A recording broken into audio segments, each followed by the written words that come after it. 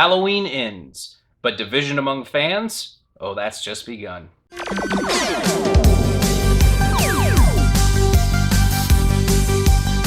Hey everyone, this is the Movie Maniac. Thank you for watching, and hello to new and returning subscribers.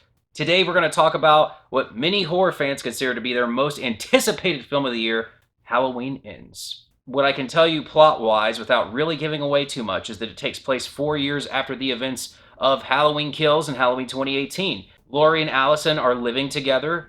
There is an introduction of a new character named Corey Cunningham, who fits into the world of Haddonfield, that's all I'll say. And over time, an evil begins to return. Before you sit down and just think you're going in for a standard fare Michael Myers flick, you're not. Those of us who have been following the news and knew about this Corey character and thought that he could be a pretty divisive aspect of this movie were correct. In order, this is Corey's movie, Laurie's movie, and Michael's movie. I don't think most people are prepared for that. And this is kind of an odd decision on behalf of the filmmakers, right? Because after having two pretty stripped down and effective Halloween sequels since 2018, closing the trilogy out like this, honestly, all they had to do was stick the landing here. They could have played it safe and satisfied most fans, but they decided to take some massive swings, some big risks, and subvert the audience, which that's fine if it's done well, I'll tell you, I do think it is very well made.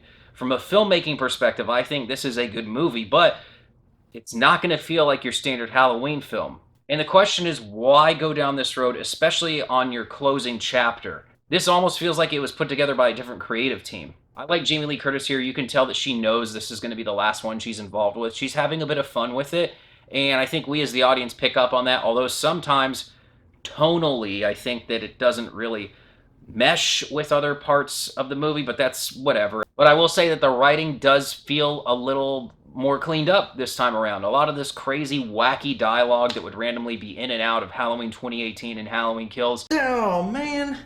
I got peanut butter on my penis. Michael Myers will be executed tonight. Evil dies tonight.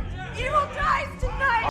Seems to be missing here. I mean, there might be a couple of exceptions, but overall, it seems a lot more focused. The opening credit sequence is amazing. I actually think it's better than what we had in Halloween Kills. And there are some clues and Easter eggs that they're giving Halloween fans to say, hey, this is going to be a bit of a departure from what you're used to. You just have to be open-minded about this. You have to be okay with the fact that this is not going to be a movie with Michael Myers running around slashing people for 90 minutes. It's going to be a completely different animal, but they're also going to make sure that this does close out and this is the end, which this has a definitive ending. So if that's what you're here for and you don't care about anything else, you're going to be very satisfied with how this film actually wraps up, because it is going to put the nail in the coffin. It's going to tell you, the audience, that it's done. We hope that you enjoyed the ride, that we weren't messing with you when we said Halloween ends, and I respect that. Now, regardless of whether or not you appreciate this story and that they were looking to take a big risk, I think we just have to acknowledge, let's put that aside for a second. This is just a very well-made movie in general. I mean, everything from the directing, the cinematography, the music, man, that is phenomenal. The editing, there's a lot of different aspects of this film that just actually work really well. And I'm sure a lot of fans are going to be pissed that they didn't apply that to a stripped down continuation of what we've had in the last two movies. And I can't say I necessarily blame anybody, but now that this is the movie we have, there's nothing we can do to change that. So evaluating it for what it is, I thought this was a pretty damn good movie. And I think that the way this movie does take us on a completely different path, it still is an engaging one. You know, where it's going to really flip for people, I think, is in the second act. In the second act is where something happens that takes everything in the direction it does for a Halloween movie. But they don't necessarily explain it to you. It's open for interpretation.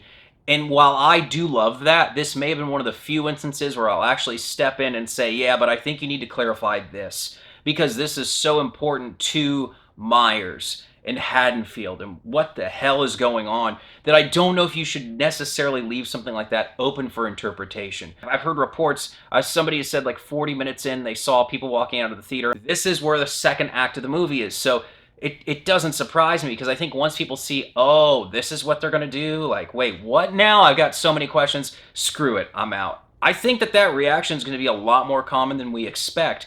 That's why I'm warning people to please go in with an open mind. Enjoy what the filmmakers have in store for you.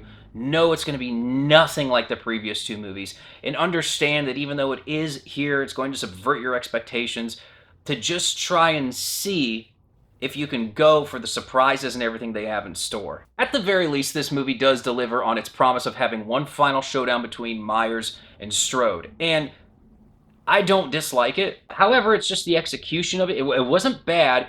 It was just sort of short. It's just a little brief. It could have been a little longer, and maybe we could have had some more run-ins with them, and then that would have made it feel like, oh, okay, it's short, but we had these other run-ins. Guys, with all that being said, I'm going to give this movie a rating that's going to shock some of you, and I'm not saying that this is the direction I would have taken with a Michael Myers film, especially the last one that's supposed to wrap up the entire new requel trilogy that they've put together here, but I'm going to say it's going to be a 7 out of 10 for me, and there's a very specific reason for this, because it's a well-made film.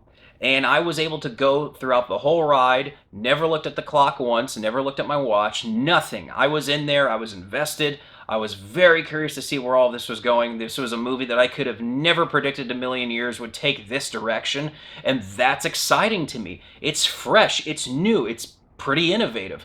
At the same time, though, you just are left wondering why even bother going this route when you could have just done really something that would have been more overall satisfying for fans, because I mean, a lot of these movies are not hard to get right. A lot of it's fan service, and I think that it just would have been a much more satisfying conclusion for longtime Halloween fans to just take a different direction. But given that this is the direction that they decided to go, knowing everything that the filmmakers are trying to achieve, I thought they did a good job with it. So I want to mention Halloween Kills real quick, because I did a review for that last year. I'm going to link to it at the end of this video, and I gave it a 6.5 out of 10. And I think some people are going to believe that I'm sick in the head for giving this a 7 and that one a 6.5. So let me just clarify something. I've actually revisited Halloween Kills since the theatrical release, and I had a lot more fun with it on my second viewing, and I recommend just fast-forwarding through the hospital sequences, and you have a terrific sequel. It's an amazing slasher if you just skip over the hospital scenes. It's going to be 2018 or Kills that I pull out and watch, because that's going to be the movie closer to the image I have in my head for what a Halloween Michael Myers-centric film is. I'm not going to reach for Halloween Ends. I'm going to have to be in a completely different mood to go down that road again to specifically seek out this one, but that doesn't mean that it's a poorly made movie. Alright guys, what did you think of Halloween Ends? I bet a lot of people disagree. I can already tell from immediate reactions I've seen. A lot of people are hating on this movie, and I think it's going to find a cult following over time. I think a lot of people are going to come around to it and reevaluate it, knowing what it is many years later, and there's going to be an appreciation that grows for this film. That's my prediction, but tell me, what do you guys think? Do you think that's going to happen, or did you think this was hot garbage and you're just never going to give it another shot? Most of you already know the drill, but for those who don't, make sure to smash that notification bell. Like, comment, and subscribe so you can stay inside the mind of a movie maniac.